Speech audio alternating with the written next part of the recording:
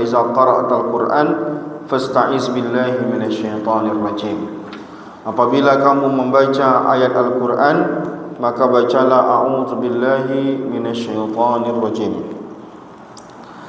Pertanyaannya adalah, kapan kita membaca ayat di dalam salat kita?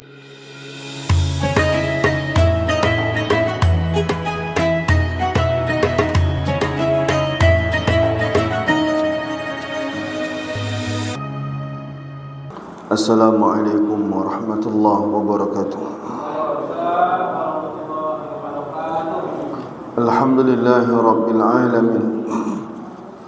Allahumma salli ala sayyidina Muhammadin al-fatihi lima ughliqa wal khatimi lima sabaqa nasiril haqqi bil haqqi wal hadi ila siratikal mustaqim wa ala alihi haqqa qadrihi wa miqdarihi al-azim. Rabbi syrah lana sudurana wa yassir lana umurana wa ghfir lana zunubana, amin ya rabbal alamin. Melanjutkan kajian kita membaca kitab Bulughul Maram, dan kali ini kita masih seputar tentang solat. Hadis pertama yang akan kita baca pada malam ini adalah hadis yang diriwayatkan oleh Abu Sa'id, menceritakan bagaimana salat Nabi SAW. Nabi SAW memulai salatnya dengan membaca, setelah bertakbir, membaca a'udzubillahi samiil alim minasyaitonir rajim min hamazihi wa nafthihi wa nafasihi. Hadis ini menunjukkan bahawa disyariatkannya membaca a'udzubillahi minasyaitonir rajim dalam solat. Kapan membaca a'udzubillah dalam solat?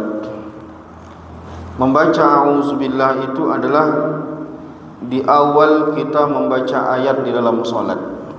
Berdasarkan ayat Al-Quran mengatakan, fa iza qara'tal Qur'an fasta'iz billahi minasyaitonir rajim.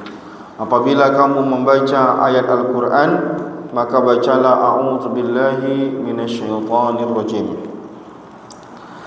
Pertanyaannya adalah, kapan kita membaca ayat di dalam solat kita? Pertama sekali kita membaca ayat dalam solat kita adalah ketika kita membaca Al-Fatihah. Maka membaca Al-Fatihah berarti membaca ayat. Perintah untuk bera'udzubillahi minasyaitonirrajim itu dalam solat maupun di luar solat. Maka ada dua pendapat di kalangan ulama membaca a'udzubillahi minasyaitonirrajim. Apakah dibaca setiap rakaat atau dibaca pada rakaat pertama saja? Ada ulama mengatakan cukup dibaca sekali saja dalam solat, yaitu di saat kita memulai solat. Setelah baca doa iftitah, kita baca a'udzubillahi minasyaitonirrajim. Atau kalau kita lupa, kita baca pada rakaat kedua, rakaat ketiga, rakaat keempat, kapan teringat. Misalkan rakaat pertama kita lupa baca auzubillah, nanti rakaat kedua kita membacanya. Lupa pada rakaat kedua, bisa rakaat ketiga, bisa lupa pada rakaat ketiga. Yang penting masih baca ayat. Tapi kalau ada rukuk terakhir, tidak ada ayat yang dibaca lagi. Karena baca ayat dalam solat hanya ketika kita berdiri saja. Namun ulama-ulama mazhab Syafi'i mengatakan baca auzubillah itu adalah setiap rakaat. Artinya setiap kali kita akan memulai baca Al-Fatihah, maka rakaat pertama, rakaat kedua, rakaat ketiga, rakaat keempat semuanya diawali dengan a'udzubillahi minasyaitonirrajim. Hukumnya sunnah. Mengapa? Alasannya mengapa? Kenapa tak cukup sekali saja? Berbeda alasan. Tadi ulama yang mengatakan cukup sekali saja karena mereka beranggapan bahwa satu solat itu 4 rakaat dianggap dalam satu perbuatan. Jadi cukup sekali saja baca a'udzubillah. Karena perintahnya baca auzubillah itu adalah di awal sebelum kita membaca ayat Al-Quran. Jadi 4 rakaat itu dianggap sekali baca Quran. Tetapi ulama yang mengatakan setiap rakaat disunnahkan baca auzubillah karena menganggap bahwa setelah baca Al-Quran rakaat pertama kita ruku, sujud dan seterusnya, banyak perbuatan-perbuatan kita, maka seakan-akan terputus. Karena sudah terputus perbuatannya, maka naik rakaat kedua, ulang lagi baca ayat, maka auzubillah sekali lagi. Nah, jadi ada 2 pendapat dengan 2 alasan yang berbeda. Yang mengatakan cukup sekali saja baca auzubillah karena menganggap semua ayat yang dibaca dalam suatu solat itu dianggap 1 kali perbuatan. Yang mengatakan setiap rakaat harus baca auzubillah mengatakan bahwa setiap rakaat kita terputus sudah baca ayat. Waladhdallin amin bismillahirrahmanirrahim, masih nyambung. Qul huwallahu ahad sampai Allahu samad dan terusnya ruku. Ruku itu nganggap dari memutuskan bacaan ayat. I'tidal, sujud, duduk di antara 2 sujud, sujud lagi, bangun lagi, dianggap mulai lagi. Sehingga mulai baca Quran lagi pada rakaat kedua, maka disunnahkan lagi untuk membaca auzubillah. Nah, kalau saya lebih cenderung berpendapat yang kedua. Dalam mazhab Syafi'i disunnahkan setiap rakaat memulai baca ayat disunnahkan untuk membaca a'udzubillahi minasyaitonirrajim. Kalau baca Al-Fatihahnya lupa baca auzubillah, ayat berikutnya boleh baca Al-Fatihah habis auzubillah. Misalkan Al-Fatihahnya lupa, tapi pas mau baca qul huwallahu ahad baru ingat tadi belum baca auzubillah, maka boleh dibaca setelah itu. Nah, yang penting lupa rakaat pertama, rakaat kedua, rakaat ketiga, terserah kapan saja. Kalau kita lupa di awal, boleh di tengah dan seterusnya. Cuman Al-Fatihah jangan dipotong tengah. Nah, misalkan bapak lupa nih, bismillahirrahmanirrahim, alhamdulillahirabbil alamin, lupa baca auzubillah. Kalau bapak baca auzubillah di tengah-tengah, maka Fatihahnya diulang lagi. Ulang lagi dari awal Al-Fatihahnya. Sama seperti orang bersin dia, asin. Lalu dibaca alhamdulillah. Di tengah-tengah baca Al-Fatihah, terputus Al-Fatihahnya, maka dia ulang lagi Al-Fatihah dari awal. Boleh kan orang bersin dalam solatnya dia baca alhamdulillah. Nah, asim kata dia, lalu dibaca alhamdulillahirabbil alamin. Sedangkan dia sedang baca ayat, maka dianggap ayatnya itu ulang lagi dari awal. Al-Fatihah, kalau Al-Fatihah dia baca diselingi dengan itu dari tengah-tengahnya, maka dari awal dia ulang lagi baca Al-Fatihahnya. Nah, begitu dia. Baik, itu dia tentang auzubillah ini. Nah, singkatnya, paling singkat auzubillah. Sedang-sedangnya auzubillahi minasyaitonirrajim. Mau lebih panjang lagi yang saya bacakan tadi dalam hadis min hamazihi wa nafasihi, min hamazihi wa nafkhihi wa nafasihi. Nah, terserahlah. Mau ringkas dikit pahalanya auzubillahi minasyaitonirrajim, cukup. Nah, begitu ya. Tetapi auzubillah ini dibaca sir, tak boleh dibaca jahar. Mau salat isya, mau maghrib, mau subuh bacanya sir.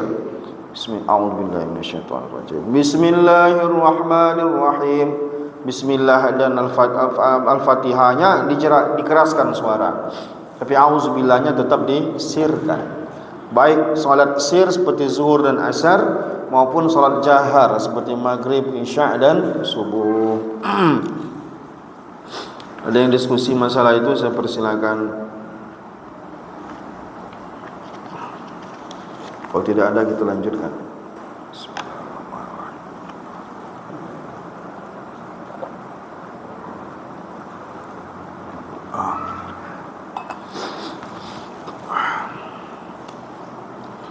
An Ubadah bin Samit, diriwayatkan oleh sahabat yang mulia Ubadah bin Samit radhiyallahu ta'ala anhu, qala Rasulullah sallallahu alaihi wasallam, Rasulullah sallallahu alaihi wasallam mengatakan, la salata, tidak sah salat, liman lam yaqra bi ummil Quran, orang yang tidak membaca ummul Quran.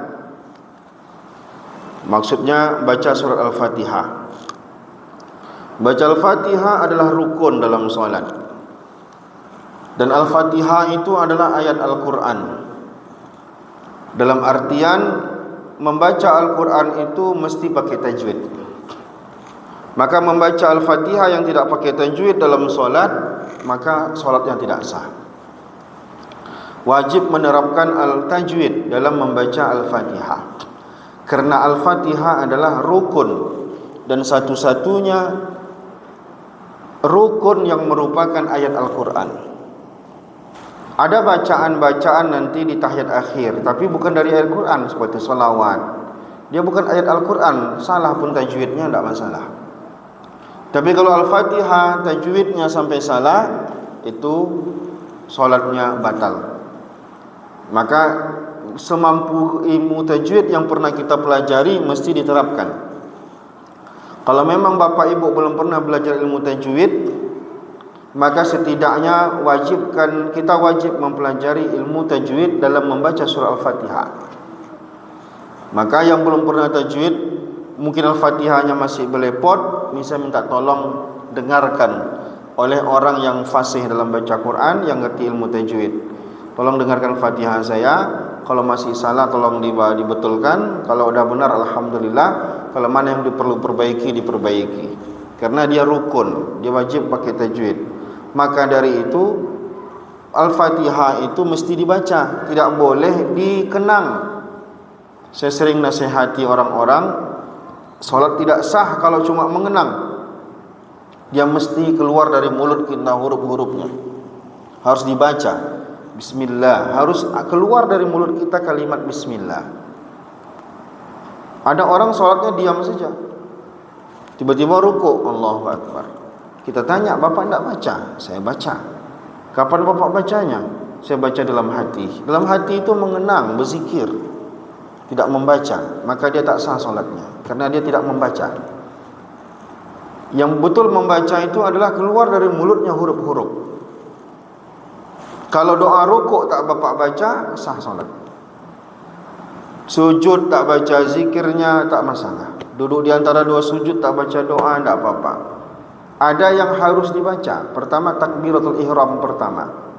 Takbiratul ihram mesti dilafazkan Allahu Akbar. Berarti tidak sah.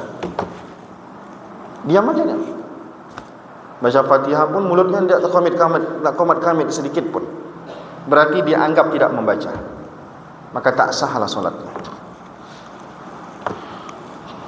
Kalau Al-Fatihah tak sekedar membaca, tajwidnya mesti benar. Ustaz Amin Yono ngajar tajwid di sini. Tanya sama dia, bisa enggak menerapkan tajwid kalau mulut tertutup? Mana bisa. Tajwid itu mulut harus terbuka, harus ada yang dikeluarkan suara. Huruf alif keluarnya di mana? Huruf ba keluar dari mana? Itu ada fasahanya, ada makhrajnya. Maka tak sahlah kalau orang diam dari awal sampai akhir. Nah, tapi memang tak semua wajib dibaca, ya. Yang wajib apa? Takbiratul ihram itu wajib dibaca. Al-Fatihah wajib. Doa iftitah tak wajib, sunnah. Ayat setelah Al-Fatihah tak wajib. Takbir intiqal pun tak wajib dibaca. Mau rukuk takbir dulu, Allahu Akbar, sunnah hukumnya. Tak dibaca pun tetap sah solatnya. Tapi nanti tahiyat akhir, bacaan-bacaan tahiyat akhir juga wajib. Tahiyat pertama, tahiyat awal tidak wajib dibaca. Kalau dia tak baca, sah juga salatnya. Nah, cuman apa yang dimaksud dengan membaca itu perlu didefinisikan. Yang dimaksud dengan membaca adalah dilafazkan oleh mulut, keluar suaranya. Maka ulama menyepakati minimal sekali suara yang keluar dari mulut kita sendiri mendengarnya. Dalam ukuran telinga yang normal. Bukan pendengaran orang, tapi pendengaran kita. Suara kita itu keluar dari mulut kita. Sedikit berisik tak jadi masalah. Memang begitu dia, supaya dia benar, supaya dibaca. Ada pula orang risih saya, saudara saya sebelah saya ini berisik sekali. Enggak berisik, memang harus begitu, kok enggak sah salatnya. Nah, kalau perempuan lebih lirih-lirih lagi. Kalau laki-laki sedikit agak berkeluar suaranya sampai dia sendiri mendengar suaranya itu. Kadang kasihan saya melihat orang sholat diam aja. Apa yang dibaca kawan? Nggak ada. Kalau rukuknya diam aja tidak apa-apa. Ini Al-Fatihahnya diam saja, tidak salah solatnya. Di mana sahnya? Orang wajib kok dibaca. Kalau tak dibaca, tidak sah dia solat. Jadi Al-Fatihah ini wajib dibaca. Hadisnya umum, baik imam maupun makmum itu wajib membaca Al-Fatihah menurut mazhab Syafi'i. Ada nanti ulama mengatakan kalau imam mudah baca, makmum tak perlu baca lagi. Tapi dalam mazhab Syafi'i mengatakan tidak bisa. Al-Fatihah itu hadisnya umum, tidak menentukan. Maka baik imam maupun makmum wajib baca Al-Fatihah. Maka disunnahkanlah imam untuk berhenti sejenak sampai nanti makmum selesai baca Al-Fatihah. Diperkirakan saja, waladhdallin amin, berhenti sejenak. Perkiraan makmum sudah selesai membaca Al-Fatihah. Selama itu imam boleh berzikir subhanallah, alhamdulillah, wa la ilaha illallah, wallahu akbar, untuk mengisi kekosongannya sampai menunggu makmum selesai baca Al-Fatihah. Nah, begitu caranya kalau mau kesempurnaan. Tapi kalaupun imam langsung baca ayat, kita tetap baca Al-Fatihah. Nah, lalu bagaimana dengan ayat Quran mengatakan kalau ada yang baca Quran maka kamu diamlah? Itu dalam kondisi bukan solat. Kalau dalam solat yang Al-Fatihah namanya tidak ada cerita, harus diselesaikan Al-Fatihah kita.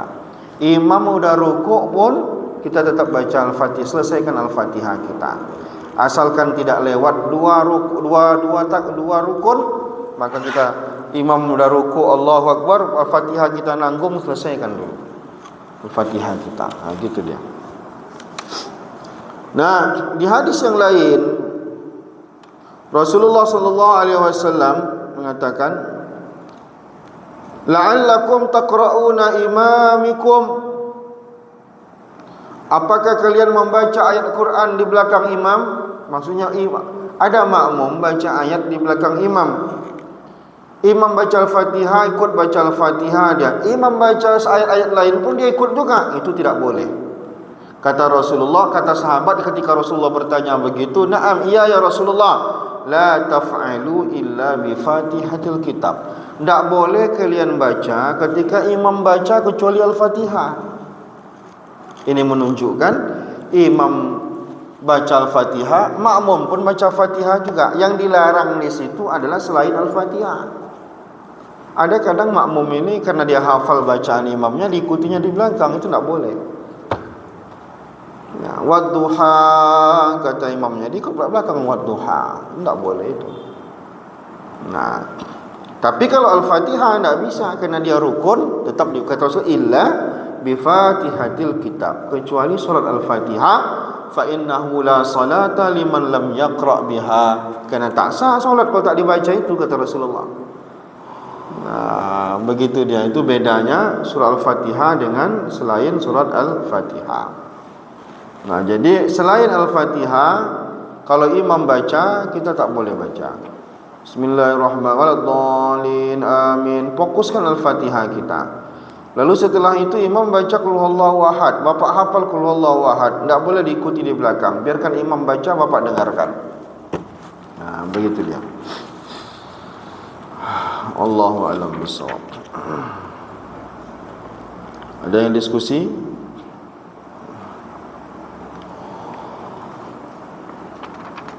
Hadis berikutnya diriwayatkan oleh Nu'aim al-Mujammir.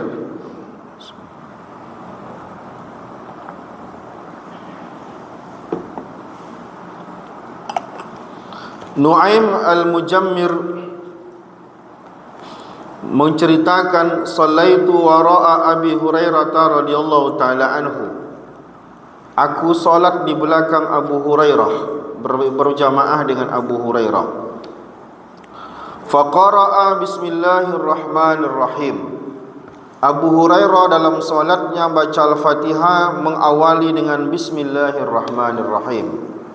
Ini banyak orang mencari dalil. Apa dalilnya baca bismillah sebelum dalam baca Al-Fatihah? Banyak dalil. Ada 4 hadis yang menceritakan sahabat maupun Nabi baca Al-Fatihahnya diawali dengan bismillahirrahmanirrahim. Ada juga nanti di hadis lain Nabi tak baca bismillah. Tapi di banyak juga hadis di mana Nabi baca bismillah.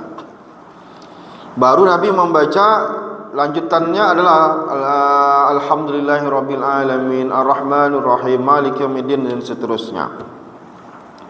Jadi perkara bismillahirrahmanirrahim ini, kata Rasulullah sallallahu alaihi wasallam, wa iza qara'tumul Fatihah, kalau apabila kalian membaca Al-Fatihah, faqra'u bismillahirrahmanirrahim, maka bacalah bismillahirrahmanirrahim.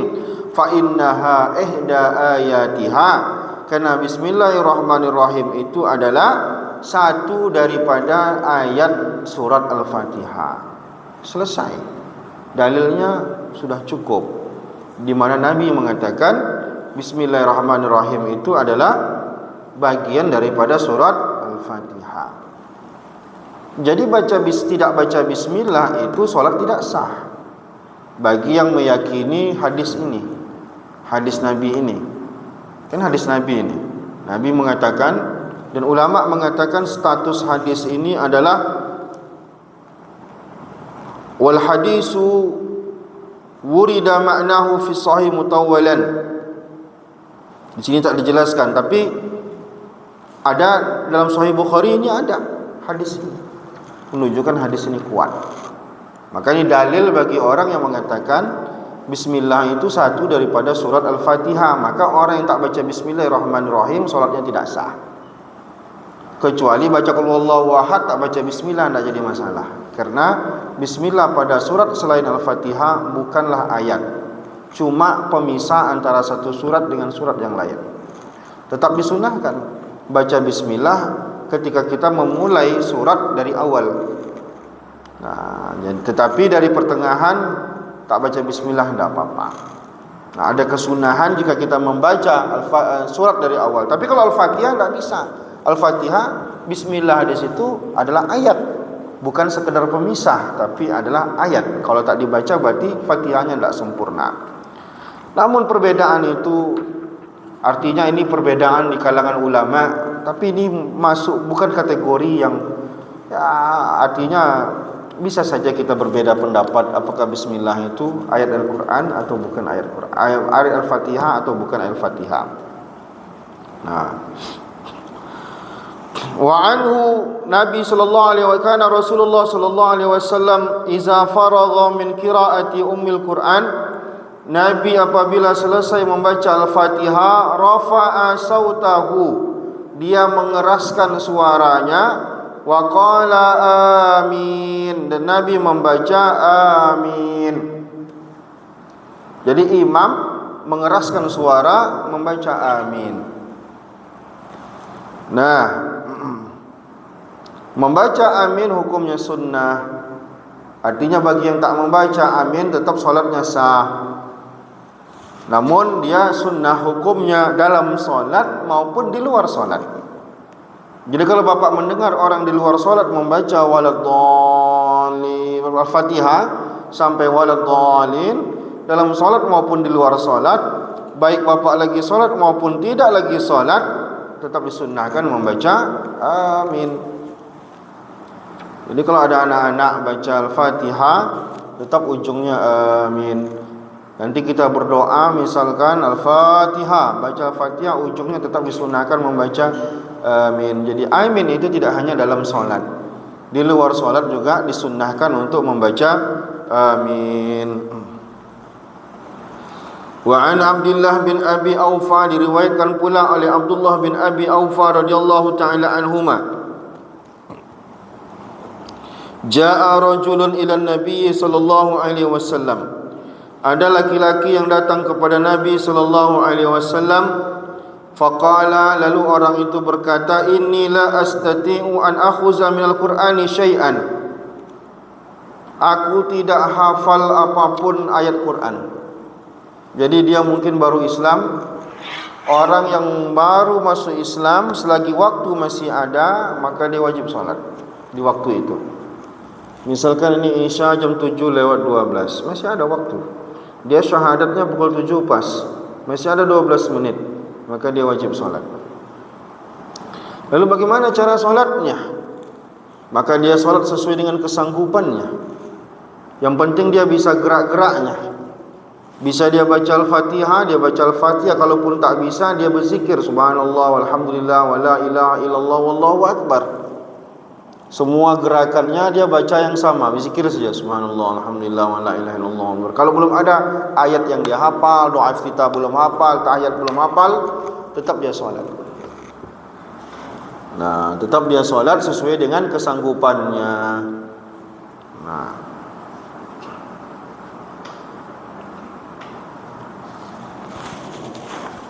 Nah, jadi ada sahabat mengadu ke Rasulullah, ya Rasulullah, saya tidak sanggup baca apa-apa, tidak ada yang saya hafal. Nah, fa'allimni ma yujzi'uni bih minhu. Ajarkan aku yang bisa kulakukan ya Rasulullah. Kata Rasulullah, qul, baca saja subhanallah walhamdulillah wala ilaha illallah wallahu akbar wala haula wala quwata illa billahil aliyil azim.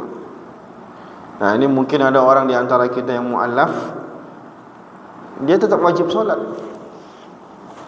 Nah, karena dia ada wajib solat, maka sambil dia belum belajar, maka apa yang pertama dia pelajari?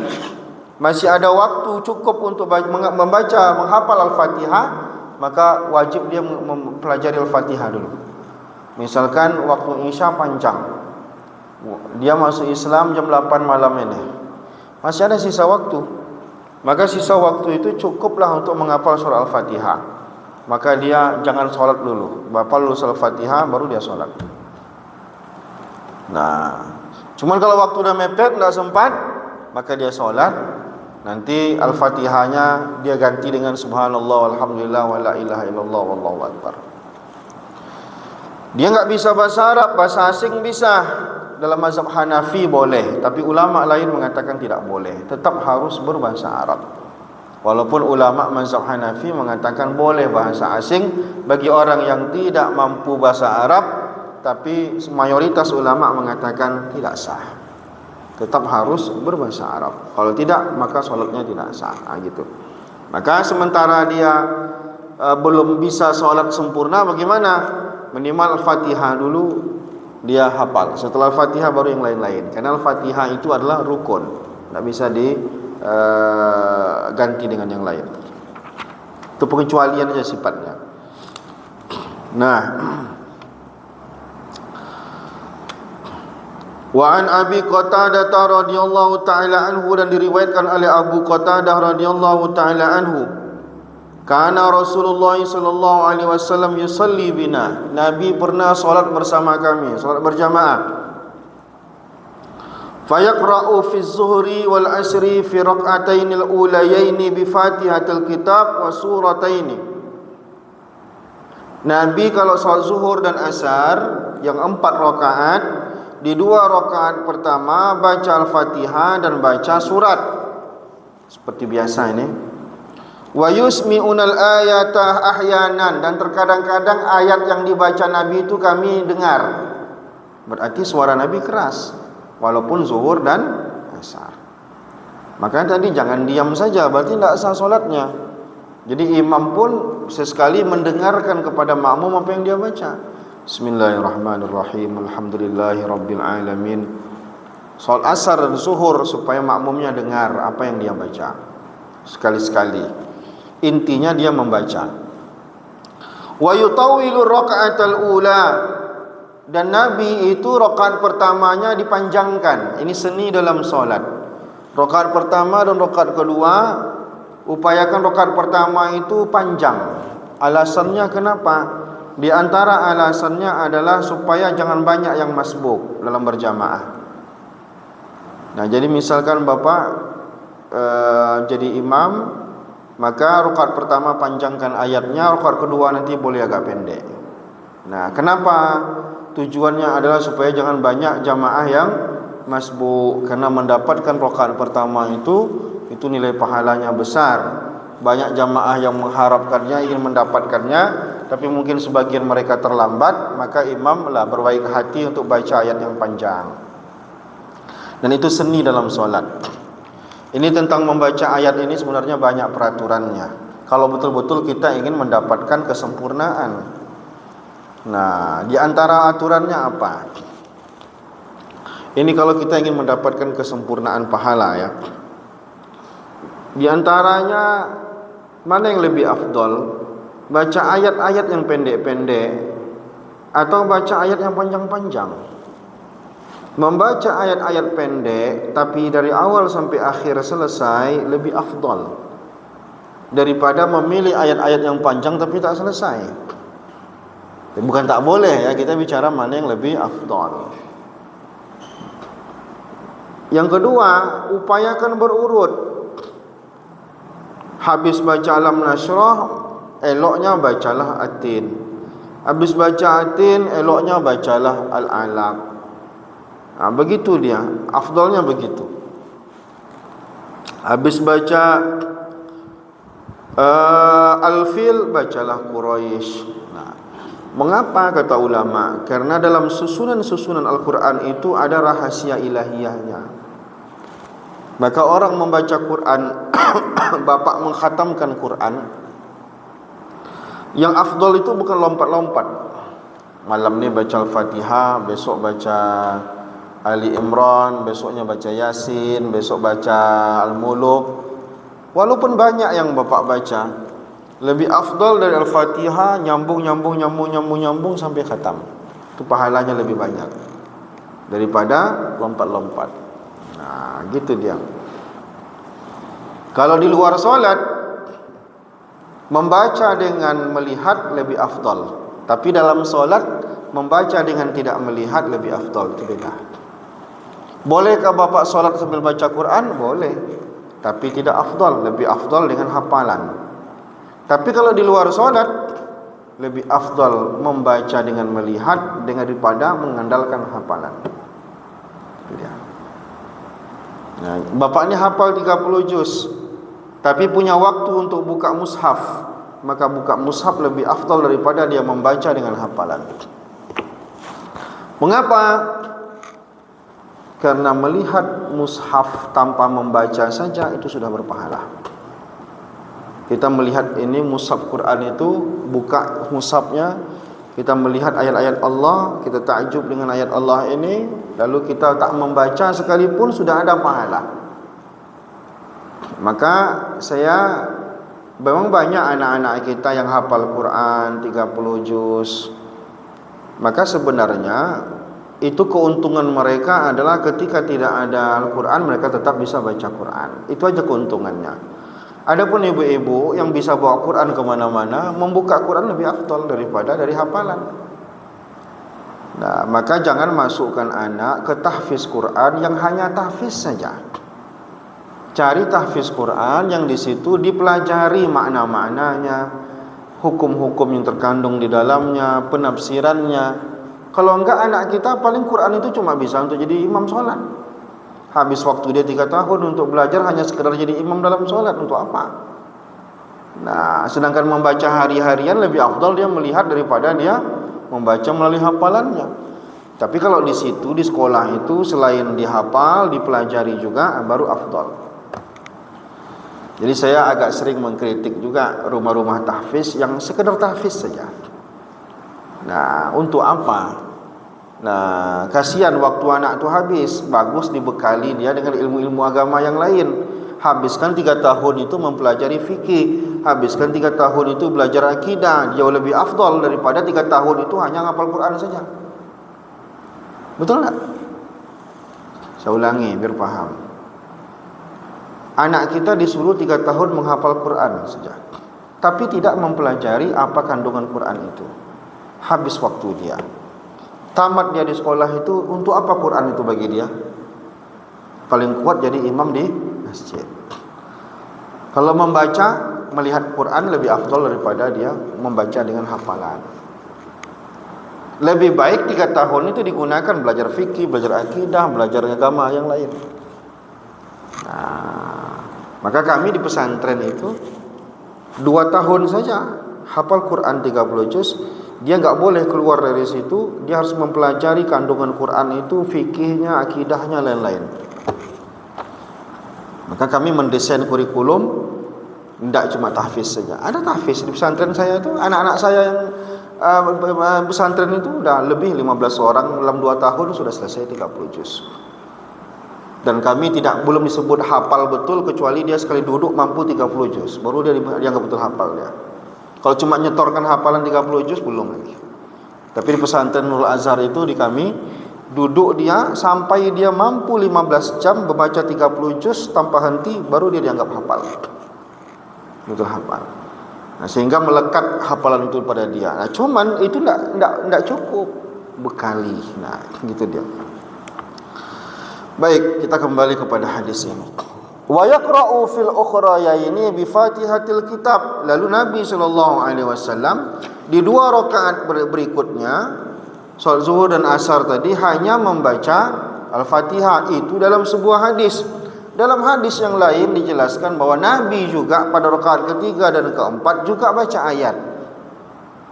Jadi bolehkah baca ayat pada rakaat ketiga dan keempat? Boleh. Tapi ukurannya kalau bisa jangan sepanjang yang pertama dan yang kedua. Baca juga. Misalkan qul huwallahu ahad rakaat ketiga. Walaupun dalam ulama mazhab Syafi'i mengatakan tidak usahlah dibaca.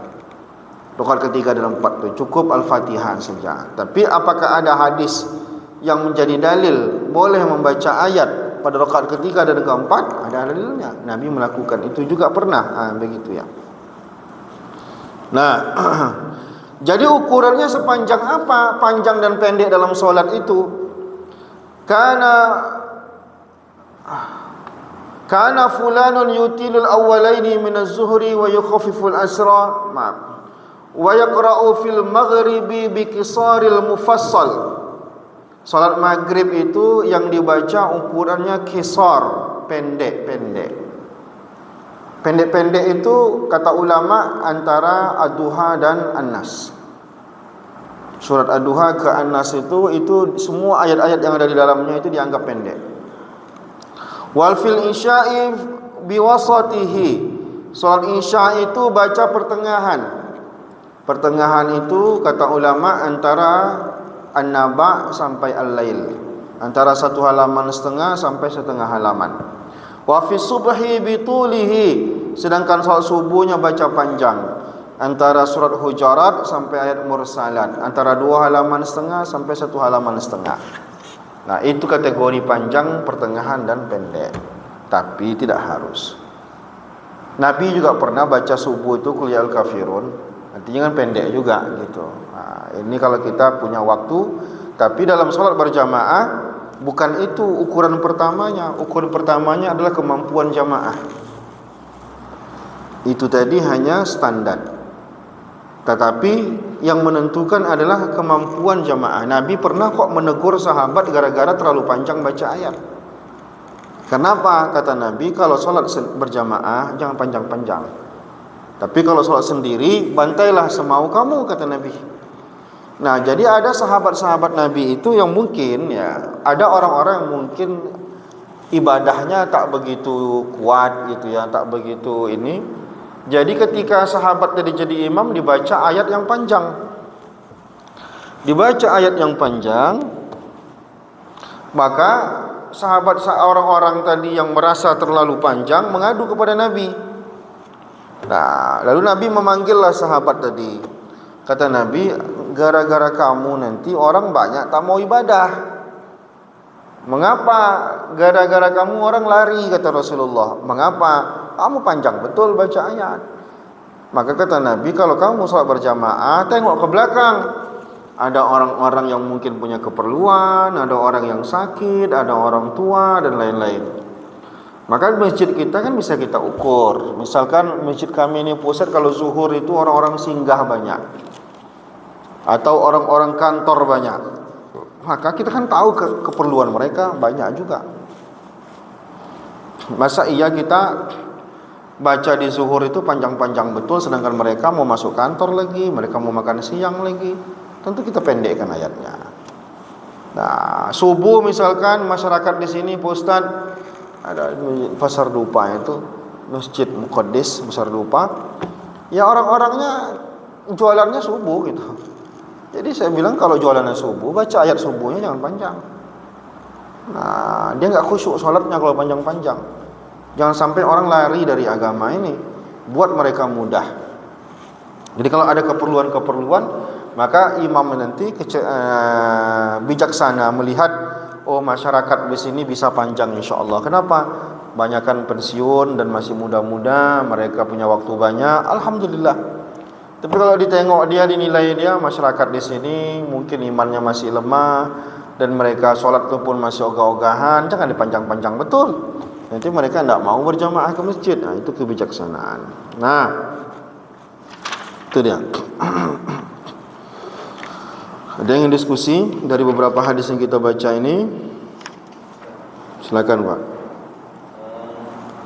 Nabi itu sebenarnya dalam jemaah muslim baca surat apa atau supaya lain? Ayat-ayat yang pendek pada surat apa? Ya. Itu yang apakah memang sering Nabi membaca surat apa itu atau bagaimana? Kemudian Nabi sering melakukan sholat subuh di hari Jumat itu sudah sajadah. Baik. Nabi SAW dalam beberapa hadis dijelaskan bahwa Nabi memilih surat-surat tertentu. Misalkan Nabi kalau qobliyah subuh itu membaca Alam Nashrah atau membaca Al-Fil, Al-Kafirun, Al-Ikhlas. Itu memang ada hadis-hadis yang menerangkan Nabi membaca itu. Adapun selebihnya, pernah juga sahabat mengatakan Nabi baca sampai 5 juz. Dari awal Baqarah sampai nanti surat sampai 5 juz baru Nabi ruku'. Artinya tidak ada keterangan secara khusus apakah Nabi membaca berurut atau Nabi membaca tidak. Maksudnya apakah Nabi membacanya ayat pendek saja atau Nabi juga membacanya ayat-ayat panjang. Tetapi dalam salat-salat khusus, salat-salat tertentu memang ada ditegaskan. Misalkan Nabi kalau surat Jumatnya baca surat Al-Jumu'ah dan Al-Munafiqun misalkan ada. Tapi tidak dijelaskan dalam semua solat. Itu dia. Yang kedua, ada hadisnya memang di mana Nabi khusus dengan subuh Jumat, Nabi membaca surat tilawah sampai akhir hayatnya. Nabi tidak pernah meninggalkannya. Jadi sujud tilawah di subuh Jumat itu adalah rutinitas yang tak pernah ditinggalkan oleh Nabi sampai akhir hayatnya. Dan itu ada hadis yang menerangkan tentang itu. Nah, namun di waktu-waktu lain tetap disunahkan juga untuk sujud tilawah kalau ketemu dengan ayat tilawah. Namun sengaja mencari ayat tilawah pada solat yang lain makruh. Tapi kalau subuh Jumat menyengaja baca surat sajadah itu sunnah. Paham maksudnya ya? Isya nanti bisa saja kita ketemu surat sajadah, ayat sajadah. Sajadah ada 15 dalam Al-Quran, bukan surat sajadah saja. Ada 15 ayat dalam Al-Quran. Kalau ketemu sunnah sujud tilawah. Wasjud wa qatarib dalam surat Al-Alaq, disunnahkan kita harus sujud. Tapi menyengajakan itu hukumnya makruh. Tapi khusus subuh Jumat, Nabi memang rutin membaca rakaat pertama surat Sajadah, rakaat kedua membaca surat Al-Insan. Namun tetap kita melihat juga jamaah kita mampu atau tidak dan lain-lain. Kalau jamaah kita mampu, kuat semuanya, buatlah. Jangan ditinggalkan itu, karena Nabi pun tak pernah meninggalkannya. Namun ada juga ulama mengatakan sekali-sekali ditinggalkan. Mengapa kata ulama? Supaya anak-anak yang baru sholat tahu kalau itu hukumnya sunnah, bukan hukumnya wajib. Khawatir kalau di masjid itu tak pernah ditinggalkan sama sekali, dia menganggapnya itu wajib. Nah, itu saja. Tapi Nabi tak pernah meninggalkan itu. Sejak disyariatkan, Nabi terus melakukan khusus subuh Jumat. Saya tidak mengatakan sujud tilawah itu hanya subuh Jumat. Semua solat, bahkan di luar solat pun, kalau jumpa ayat tilawah tetap sunnah sujud. Tapi menyengajakannya dalam solat makruh hukumnya, kecuali subuh Jumat. Nah, itu dia. Wallahu a'lam bishawab. Subhanakallahumma wa bihamdika asyhadu an la ilaha illa anta astaghfiruka wa atubu ilaik. Assalamualaikum warahmatullahi wabarakatuh.